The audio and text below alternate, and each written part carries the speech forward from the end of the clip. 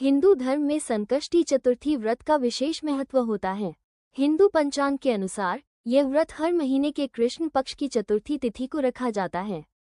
के ऊपर आने वाले सभी कष्ट शीघ्र अति शीघ्र दूर हो जाते हैं तथा संतान की दीर्घ आयु होती है।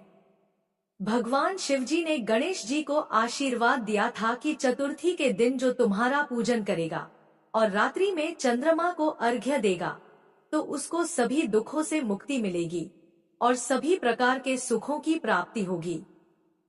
तो आज मैं आपको सुना रही हूँ सकट चौथ की चारों संपूर्ण कथाएं। इन कथाओं को सुनने के बाद चौथ माता की कथा को भी सुनेंगे तो आप लोग बड़ी ही श्रद्धा और प्रसन्न चित मन से भगवान श्री लक्ष्मी नारायण जी के चरणों का ध्यान करते हुए इन कथाओं को पूरा अवश्य सुनिए। एक बार युधिष्ठिर ने भगवान श्री कृष्ण से पूछा कि हे माधव, माघ महीने में किस गणेश की पूजा करनी चाहिए तथा इसका क्या नाम है? उस दिन पूजन में किस वस्तु का नैवेद्य अर्पित करना चाहिए और क्या आहार ग्रहण करना चाहिए? इसे आप सविस्तार बतलाने की कृपा करें। गणेश जी ने कहा कि हे युधिष्ठिर, माघ मास में भालचंद्र नामक गणेश की पूजा करनी चाहिए। इनका पूजन षोडशोपचार विधि से करना चाहिए। इस दिन तिल के 10 लड्डू बना ले, 5 लड्डू देवता को चढ़ावे और शेष 5 ब्राह्मण को दान दे देवे। ब्राह्मण की पूजा भक्ति पूर्वक करके उन्हें दक्षिणा देने के बाद उन 5 लड्डुओं को उन्हें प्रदान कर दे। हे धर्मराज युधिष्ठिर, तिल के 10 लड्डुओं का स्वयं आहार करें। इस संबंध में मैं आपको राजा हरिश्चंद्र का वृतांत सुनाता हूँ। सतयुग में हरिश्चंद्र नामक एक प्रतापी राजा हुए थे। वे सरल स्वभाव, सत्यनिष्ठ और विद्वान ब्राह्मणों के पूजक थे। हे युधिष्ठिर, उनके शासनकाल में अधर्म नाम की कोई वस्तु नहीं थी। उनके राज्य में कोई अपाहिज दरिद्र या दुखी नहीं था। सभी लोग आदि व्याधि से रहित एवं दीर्घायु होते थे। उन्हीं के राज्य में एक ऋषि शर्मा नामक तपस्वी ब्राह्मण रहते थे। एक पुत्र की प्राप्ति होने के बाद ही वे स्वर्गवासी हो गए। पुत्र का भरण पोषण उनकी पत्नी करने लगी। वह विधवा ब्राह्मणी भिक्षाटन के द्वारा पुत्र का पालन पोषण करती थी। उस ब्राह्मणी ने माघ मास की संकटा चतुर्थी का व्रत किया। वह पतिव्रता ब्राह्मणी गोबर से गणेश जी की प्रतिमा बनाकर सदैव पूजन किया करती थी।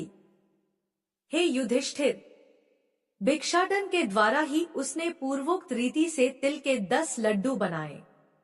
इसी बीच उसका पुत्र गणेश जी की मूर्ति अपने गले में बांधकर स्वेच्छा से खेलने के लिए बाहर चला गया। तब एक नर पिशाच कुम्हार ने उस ब्राह्मणी के 5 वर्षीय बालक को जबरन पकड़कर अपने आंगों में छोड़कर मिट्टी के बर्तनों को पकाने के लिए उसमें आग लगा दी।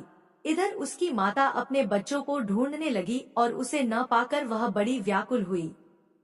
वह ब्राह्मणी विलाप करती हुई गणेश जी की प्रार्थना करने लगी कि हे गणेश जी, विशाल शरीर वाले, हे सूर्य नारायण की लाली के सदृश कांतिशाली, हे सुंदर जटा समूह को धारण करने वाले, आप इस दुखियारिन की रक्षा कीजिए। हे गजानन, हे 4 भुजाधारी, हे मस्तक में चंद्रमा को धारण करने वाले, हे विनायक, हे अनाथों के नाथ, हे वरदायक, मैं पुत्र के वियोग में व्यथित हूँ, आप मेरी रक्षा कीजिए। वह ब्राह्मणी इसी प्रकार आधी रात तक विलाप करती रही। प्रातः काल होने पर कुम्हार अपने पके हुए बर्तनों को देखने के लिए आया। जब उसने आवा खोल के देखा तो उसमें जांग भर पानी जमा हुआ पाया और इससे भी अधिक आश्चर्य उसे तब हुआ जब उसमें बैठकर खेलते हुए एक बालक को देखा। ऐसी अद्भुत घटना देखकर वह भयवश कांपने लगा और इस बात की सूचना उसने राज दरबार में दी। उसने राज्य सभा में अपने कुकृत्य का वर्णन किया। कुम्हार ने कहा कि हे महाबाहु, हे प्रज्वलित अग्नि के समान तेजवान, हे महाराज हरिश्चंद्र, मैं अपने दुष्कर्म के लिए वध के योग्य हूँ। उसने आगे कहा, हे महाराज, कन्या के विवाह के लिए मैंने कई बार मिट्टी के बर्तन पकाने के लिए आवा लगाया, परंतु मेरे बर्तन कभी भी नहीं पके और सदैव कच्चे ही रह गए। तब मैंने भयभीत होकर एक तांत्रिक से कारण पूछा। उसने कहा कि चुपचाप किसी लड़के की तुम बलि चढ़ा दो, तुम्हारा आवा पक जाएगा। मैंने सोचा कि मैं किसके बालक की बलि दूं? जिसके बालक की बलि दूंगा वह मुझे जीवित नहीं छोड़ेगा।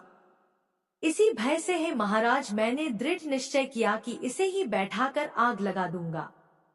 मैंने अपनी पत्नी से परामर्श किया कि ऋषि शर्मा ब्राह्मण मृत हो गए हैं। उनकी विधवा पत्नी भीख मांगकर अपना गुजारा करती है, वह लड़के को लेकर क्या करेगी? मैं यदि उसके पुत्र की बलि दे दूं, तो मेरे बर्तन पक जाएंगे। मैं इस जघन्य कर्म को करके रात में निश्चिंत होकर सो गया। प्रातः जब मैंने आवा खोलकर देखा तो क्या देखता हूँ कि उस लड़के को मैं जिस स्थिति में बैठा कर गया था, वह उसी तरह निर्भय भाव से बैठा है और उसमें जांग भर पानी भरा हुआ है। इस भयावह दृश्य से मैं कांप उठा और इसकी सूचना देने आपके पास आया हूँ। कुम्हार की बात सुनकर राजा बहुत ही विस्मित हुए और उस लड़के को देखने के लिए आए। बालक को प्रसन्नता पूर्वक खेलते देखकर मंत्री से राजा ने कहा कि यह क्या बात है? यह किसका लड़का है? इस बात का पता लगाओ। इस आवे में जांग भर जल कहां से आया? इसमें कमल के फूल कहां से खिल गए?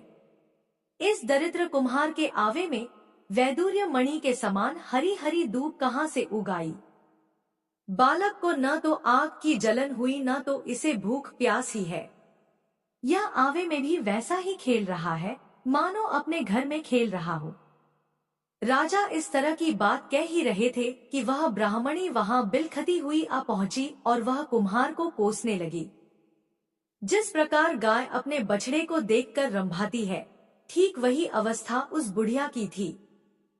वह बुढ़िया बालक को गोद में लेकर प्यार करने लगी और कांपती हुई राजा के सामने बैठ गई।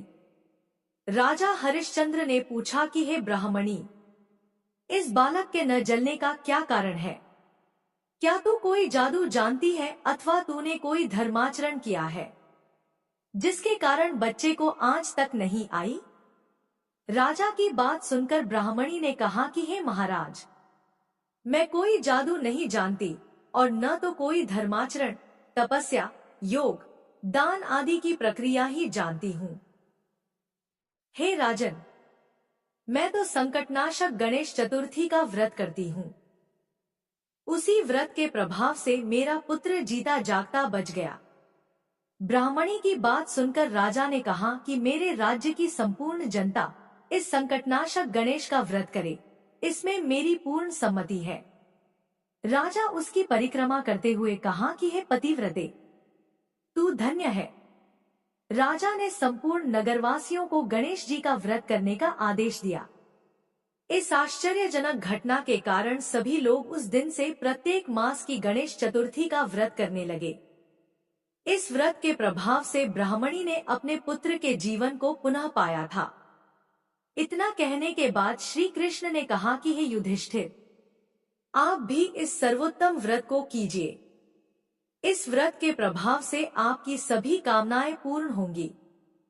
आप मित्रों, पुत्रों और पौत्रों को सुख देने वाले साम्राज्य को प्राप्त करेंगे।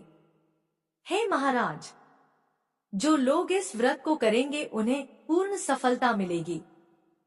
भगवान कृष्ण की बात से युधिष्ठिर बहुत प्रसन्न हुए और माघ कृष्ण गणेश चतुर्थी का व्रत करके निष्कंटक राज्य भोगने लगे। अब आइए माघ मास संकष्टी चतुर्थी की दूसरी कथा का रसपान करते हैं। एक शहर में देवरानी जेठानी रहती थी। जेठानी अमीर थी और देवरानी गरीब थी। देवरानी गणेश जी की भक्त थी। देवरानी का पति जंगल से लकड़ी काट कर बेचता था और अक्सर बीमार रहता था। देवरानी जेठानी के घर का सारा काम करती और बदले में जेठानी बचा हुआ खाना, पुराने कपड़े आदि उसको दे देती थी। इसी से देवरानी का परिवार चल रहा था। माघ महीने में देवरानी ने तिल चौथ का व्रत किया। 5 रुपए का तिल व गुड़ लाकर तिलकुट्टा बनाया। पूजा करके तिल चौथ की कथा अर्थात तिल चौथ की कहानी सुनी और तिलकुट्टा छींके में रख दिया और सोचा कि चांद उगने पर पहले तिलकुट्टा खाएगी और उसके बाद ही कुछ खाएगी। कथा सुनकर वह जेठानी के यहाँ चली गई। खाना बनाकर जेठानी के बच्चों से खाना खाने को कहा तो बच्चे बोले माँ ने व्रत किया है और माँ भूखी है। जब माँ खाना खाएगी हम भी तभी खाएंगे। जेठ जी को खाना खाने को कहा तो जेठ जी बोले मैं अकेला नहीं खाऊंगा, जब चांद निकलेगा तब सब खाएंगे, तभी मैं भी खाऊंगा। जेठानी ने उसे कहा कि आज तो किसी ने भी अभी तक खाना नहीं खाया, तुम्हें कैसे दे दूं? तुम सुबह सवेरे ही बचा हुआ खाना ले जाना। देवरानी के घर पर पति बच्चे सब आस लगाए बैठे थे कि आज तो त्योहार है, इसलिए कुछ पकवान आदि खाने को मिलेगा। परंतु जब बच्चों को पता चला कि आज तो रोटी भी नहीं मिलेगी तो बच्चे रोने लगे। उसके पति को भी बहुत गुस्सा आया, कहने लगा सारा दिन काम करके भी 2 रोटी नहीं ला सकती तो काम क्यों करती हो? पति ने गुस्से में आकर पत्नी को कपड़े धोने के धोवने से मारा। धोवना हाथ से छूट गया तो पाटे से मारा। वह बेचारी गणेश जी को याद करती हुई रोते रोते पानी पीकर सो गई। उस दिन गणेश जी देवरानी के सपने में आए और कहने लगे, धोवने मारी पाटे मारी, सो रही है या जाग रही है? वह बोली कुछ सो रही हूँ कुछ जाग रही हूँ। गणेश जी बोले भूख लगी है, कुछ खाने को दे। देवरानी बोली क्या दूं, मेरे घर में तो अन्न का एक दाना भी नहीं है। जेठानी बचा खुचा खाना देती थी, आज वो भी नहीं मिला। पूजा का बचा हुआ तिलकुट्टा छींके में पड़ा है, वही खा लो। तिलकुट्टा खाने के बाद गणेश जी बोले धोवने मारी पाटे मारी, निमटाई लगी है, कहाँ निमटे? देवरानी बोली ये पड़ा घर, जहाँ इच्छा हो वहाँ निमट लो। फिर गणेश जी बोले अब कहाँ पहुंचूं? अब देवरानी को बहुत गुस्सा आया कि कब से तंग करे जा रहे हैं। सो बोली मेरे सर पर पोछो, और कहाँ पोछोगे? सुबह जब देवरानी उठी तो यह देखकर हैरान रह गई कि पूरा घर हीरे मोती से जगमगा रहा है। सिर पर जहाँ विनायक जी पोछनी करके गए थे वहाँ हीरे के टीके व बिंदी जगमगा रहे थे। उस दिन देवरानी जेठानी के घर काम करने नहीं गई। बड़ी देर तक राह देखने के बाद जेठानी ने बच्चों को देवरानी को बुलाने भेजा। जेठानी ने सोचा कल खाना नहीं दिया, इसीलिए शायद देवरानी बुरा मान गई है। बच्चे बुलाने गए और बोले चाची चलो, माँ ने बुलाया है, सारा काम पड़ा है। दुनिया में चाहे कोई मौका चूक जाए पर देवरानी जेठानी आपस में कहने का मौके नहीं छोड़ती। देवरानी ने कहा बेटा बहुत दिन तेरी माँ के यहाँ काम कर लिया, अब तुम अपनी माँ को ही मेरे यहाँ काम करने भेज दो। बच्चों ने घर जाकर माँ को बताया कि चाची का तो पूरा घर हीरे मोतियों से जगमगा रहा है। जेठानी दौड़ती हुई देवरानी के पास आई और पूछा कि ये सब हुआ कैसे? देवरानी ने उसके साथ जो हुआ वो सब कह डाला। घर लौटकर जेठानी अपने पति से कहने लगी कि आप मुझे धोवने और पाटे से मारो। उसका पति बोला कि भलीमानस, मैंने कभी तुम पर हाथ भी नहीं उठाया, मैं तुम्हें धोवने और पाटे से कैसे मार सकता हूँ? वह नहीं मानी और जिद करने लगी। मजबूरन पति को उसे मारना पड़ा। उसने ढेर सारा घी डालकर चूरमा बनाया और छीके में रखकर सो गई। रात को चौथ विनायक जी सपने में आए, कहने लगे भूख लगी है, क्या खाऊं? जेठानी ने कहा है गणेश जी महाराज, मेरी देवरानी के यहाँ तो आपने सूखा चूंटी भर तिलकुट्टा खाया था, मैंने तो झरते घी का चूरमा बनाकर आपके लिए छींके में रखा है, फल और मेवे भी रखे हैं, जो चाहें खा लीजिए। गणेश जी बोले अब निपटे कहाँ? जेठानी बोली उसके यहाँ तो टूटी फूटी झोपड़ी थी, मेरे यहाँ तो कंचन के महल हैं, जहाँ चाहो निपटो। फिर गणेश जी ने पूछा अब पोंछू कहाँ? जेठानी बोली मेरे ललाट पर बड़ी सी बिंदी लगाकर पोंछ लो। धन की भूखी जेठानी सुबह बहुत जल्दी उठ गई। सोचा घर हीरे जवाहरात से भर चुका होगा, पर देखा तो पूरे घर में गंदगी फैली हुई थी, बहुत तेज बदबू आ रही थी। उसके सिर पर भी बहुत सी गंदगी लगी हुई थी। उसने कहा है गणेश जी महाराज ये आपने क्या किया? मुझसे रूठे और देवरानी पर टूटे। जेठानी ने घर की सफाई करने की बहुत ही कोशिश करी, परंतु गंदगी और ज्यादा फैलती गई। जेठानी के पति को मालूम चला तो वह भी बहुत गुस्सा हुआ और बोला, तेरे पास इतना सब कुछ था फिर भी तेरा मन नहीं भरा। परेशान होकर चौथ के गणेश जी से मदद की विनती करने लगी। गणेश जी ने कहा, देवरानी से जलन के कारण तूने जो किया था यह उसी का फल है। अब तो अपने धन में से आधा उसे दे देगी तभी यह सब साफ होगा। उसने आधा धन बांट दिया, किंतु मोहरों की एक हांडी चूल्हे के नीचे गाड़ रखी थी। उसने सोचा किसी को पता नहीं चलेगा और उसने उस धन को नहीं बांटा। उसने कहा है चौथ विनायक जी अब तो अपना यह बिखराव समेटो। गणेश जी बोले, पहले चूल्हे के नीचे गड़ी हुई मोहरों की हांडी सहित ताक में रख दो, सुई की भी पांति कर। इस प्रकार विनायक जी ने सुई जैसी छोटी चीज का भी बंटवारा करवाकर अपनी माया समेटी। हे गणेश जी महाराज, जैसी आपने देवरानी पर कृपा करी वैसी सब पर करना। कहानी कहने वाले, सुनने वाले व हुंकारा भरने वाले सब पर कृपा करना, किंतु जेठानी को जैसी सजा दी वैसी किसी को मत देना। बोलो गणेश जी महाराज की जय, चौथ माता की जय। आइए अब बड़े ही प्रेम से चौथ माता की कथा को सुनते हैं। आज के दिन चौथ माता की कथा को सुनने से ही व्रत पूर्ण माना जाता है तथा समस्त मनोकामनाएं पूर्ण होती हैं। एक नगर में एक बूढ़ी मां रहती थी। वह अपने बेटे की सलामती के लिए 12 महीनों की चौथ का व्रत करती थी।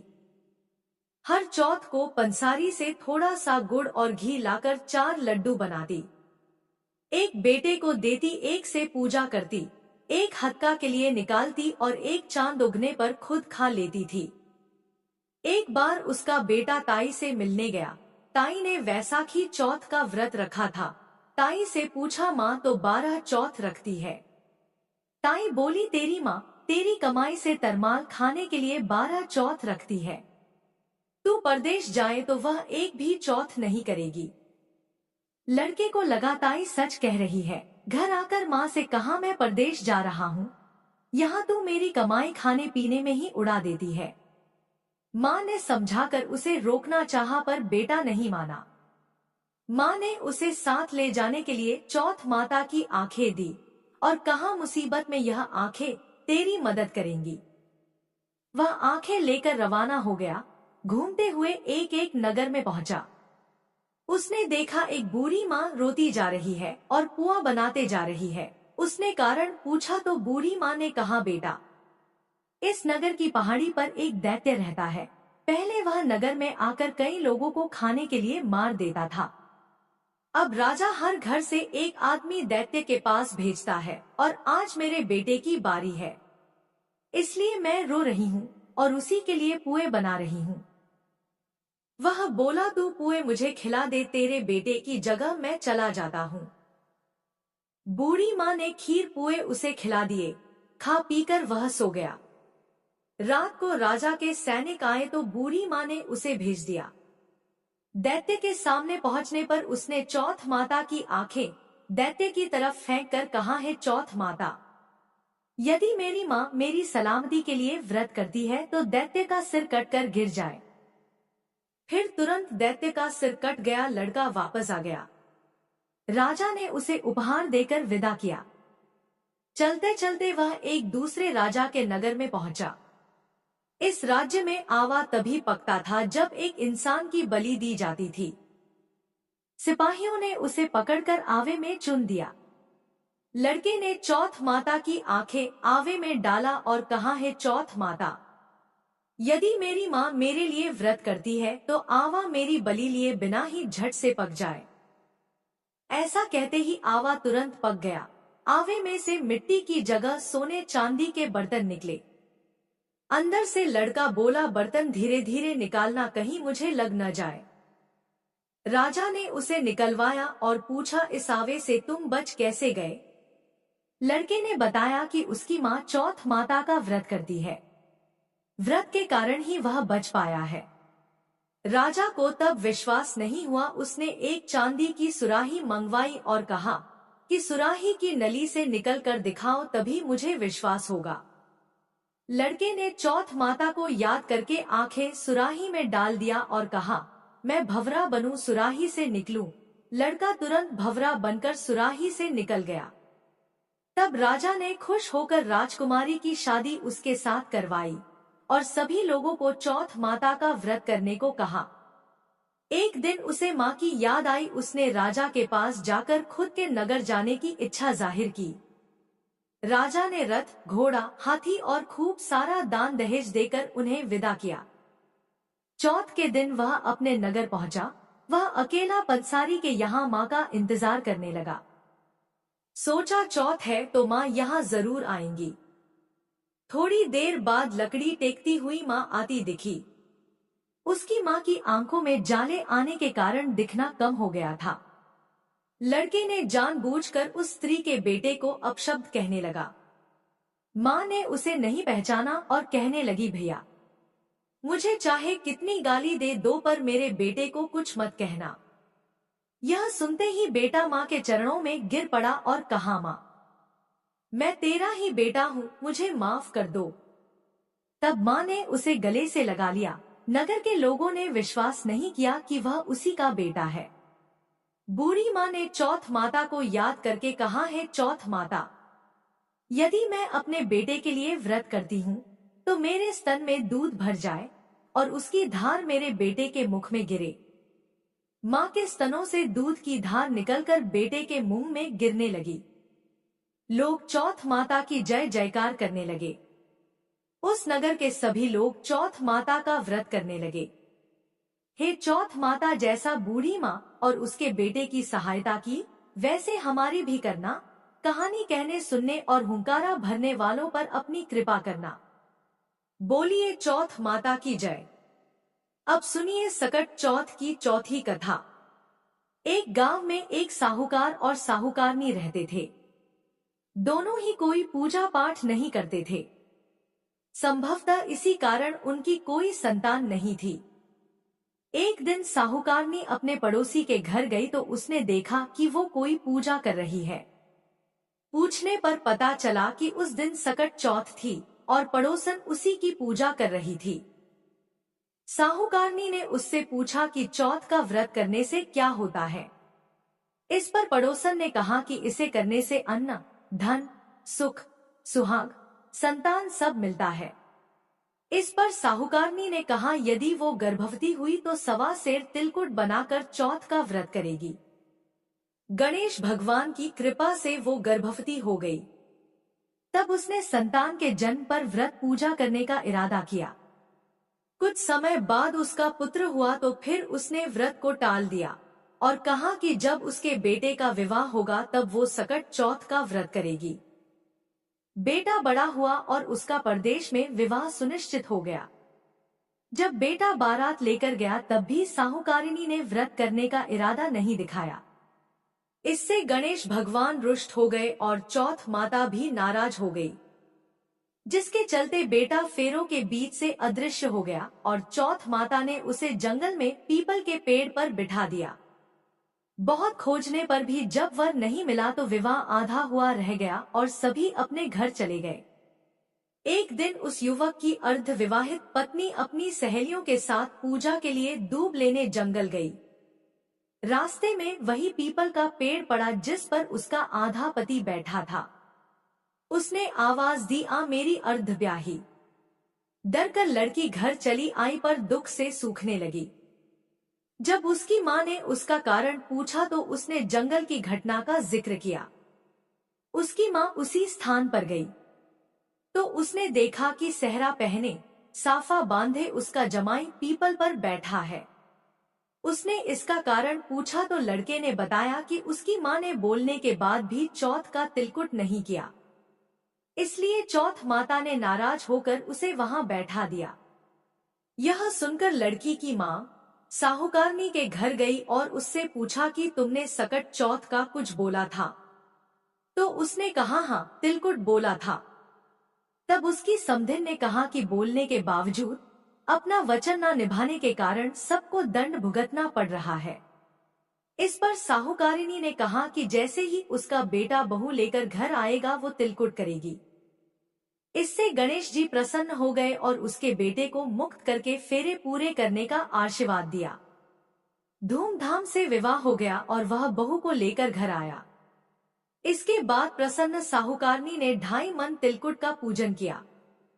साथ ही प्रार्थना की कि हे श्री गणेश और चौथ माता, जैसे आपके आशीर्वाद से मेरे कष्ट दूर हुए ऐसे सबके दूर हों। और वो हमेशा सकट चौथ और तिलकुट करने लगी। तभी से सब लोग ये कथा को पढ़कर इस व्रत को करते हैं। एक बार प्रेम से बोलिए गणेश जी महाराज की जय, चौथ माता की जय।